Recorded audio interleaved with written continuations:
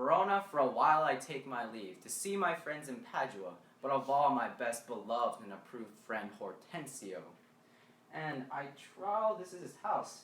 Here, Sir Grumio, knock, I say. Knock, sir?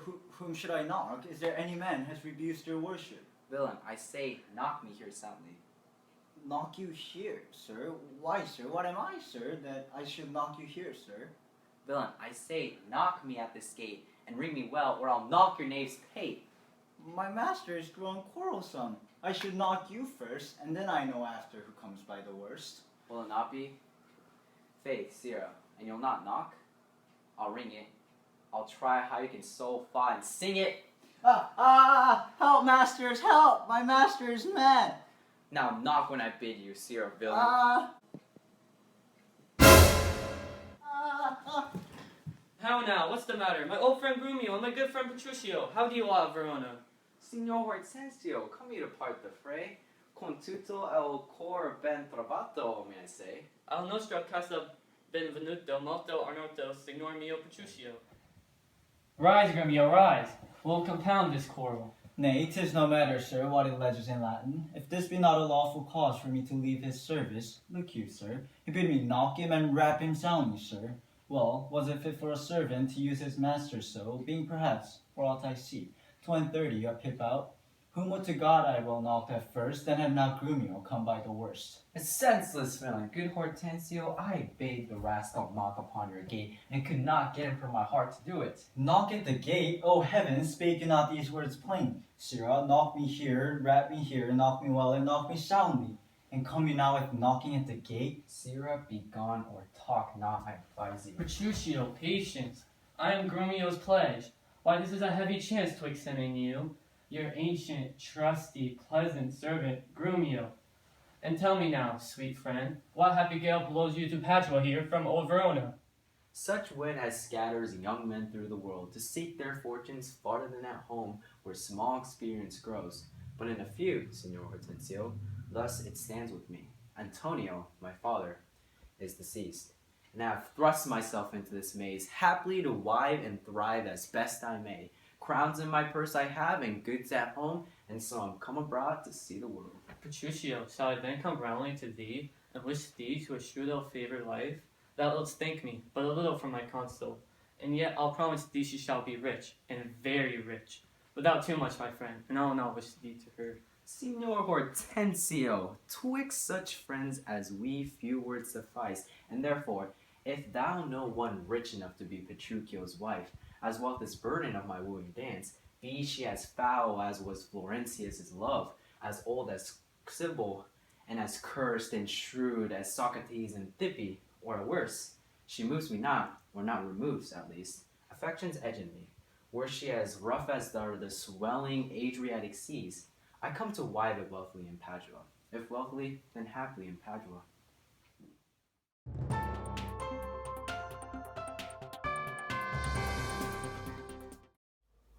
Hello folks, today we'll be discussing Act 1, Scene 2 of the play Taming of the Shrew by William Shakespeare.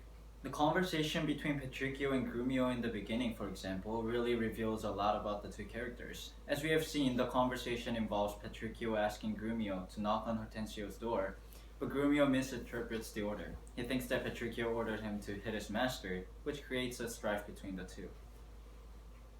This contention, but funny event, reveals two things: the personality of Petruchio and the important role Grumio has in this play.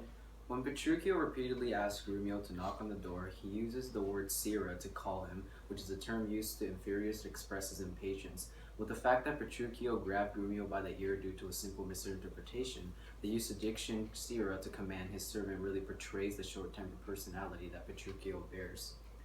The scene is particularly important for the introduction of Grumio as it reveals his various characteristics that will continue throughout the play. The most significant role of Grumio is to provide comic relief for the audience. In what would have been a dull and mundane scene of Petruchio simply visiting his friend, Grumio tosses in a witty component to make the scene much more remarkable and enjoyable. Just to point out some of the key comical elements that Grumio provides for this particular scene, he first misunderstands his master's command, physically gets beat up for such misunderstanding and even talks back at the master for what he believes to have been an unreasonable punishment. However, these humorous actions don't just provide a good laughter for the audience, but it also suggests more about Grumio and his personalities. First of all, the fact that Grumio misinterprets what his master commands reveals his absent-mindedness and inattentive nature. Petruchio unmistakably describes that he has arrived at Hortensio's house and orders Grumio to knock at the door. Such clear and thorough instruction leaves no room for mistake, yet Grumio comes up with a foolish and ridiculous idea that his master has ordered to knock him out. This reveals that Grumio is not very attentive at the assigned tasks, which is quite silly considering that he's a servant who ought to be committed and diligent at all times. I also think it's very interesting how Petruchio and Hortensio exchange words in Italian. Why do you guys think Shakespeare does so? I think one reason why Shakespeare does so is to reveal and emphasize to the audience the close relationship Petruchio and Hortensio have. Oh, in addition, I think another reason could be to emphasize Grumio's uneducatedness as he mistakes their greeting as Latin. Speaking of Grumio's uneducatedness, have you guys ever noticed that only Petruchio and Hortensio use a iambic pentameter while Grumio doesn't? I think this is a clear evidence that well displays Grumio's shallowness on education. Also, it is highly important to notice the rebellious and seditious characteristics of Grumio revealed in this particular scene. After Petruchio beats him for the misunderstanding, Grumio talks back at his master and even mentions leaving his service. Such behavior is certainly abnormal for a servant to directly challenge the authority of the master. This leads us smoothly to our next character, Hortensio. The first role of Hortensio is to alleviate the tension between Petruchio and Grumio. The evidence of this effort is shown as he uses positive diction to describe how good and faithful Grumio is. For instance, words like ancient, trusty, and pleasant showcase this diction to provide a friendly yet concerning tone. Hortensio then asks kindly the reason why they are at Padua. He then learns that Petruchio is here because his father had died and is now looking for a woman who has a rich father so he can increase his family's fortune. And when this is when Hortensio, another important role appears, which is to introduce Catherine and Petruchio. Hortensio, knowing the opportunity in his hands, truthfully tells Petruchio about Catherine and how she is a shrew, yet extremely rich. Hortensio emphasizes the fact that she is rich, but shows concern at the same time by saying that he doesn't wish for Petruchio to have a shrew like her for a wife. Shakespeare implements compelling diction for Hortensio when he does this. Words like roundly, rich, and promise are ways Hortensio strategically gets Petruchio interested in the offer. Hoping Petruchio considers the offer, Petruchio then agrees with no hesitation. Finally, it seems that there is more to the character Petruchio. This is evident at the end of the scene where Petruchio compares the characteristics of Catherine to Greek mythical figures such as Florentius and Sibyl. By using the combination of similes and allusions of Greek myth, Shakespeare is able to convey that Petruchio is educated enough to know many mythological references and is very good with words. Subsequently, this statement to Hortensio reveals that he has an extreme lust towards wealth.